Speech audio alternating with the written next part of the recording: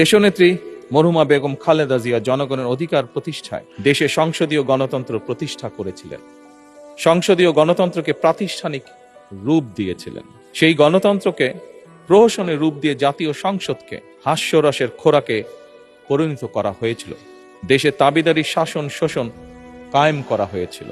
দেশে সংসদীয় গণতন্ত্র এবং জনগণের অধিকার পুনঃপ্রতিষ্ঠা করার জন্য দেশনেত্রী বেগম খালেদা জিয়া জীবনের শেষ দিন পর্যন্ত লড়াই করেছেন। জীবনে কখনোই স্বৈরাচার কিংবা ফ্যাসিবাদের সঙ্গে আপোষ করেননি। দেশে আজ থেকে আবারও সেই কাঙ্ক্ষিত সংসদীয় গণতন্ত্রের যাত্রা শুরু হলো, আলহামদুলিল্লাহ।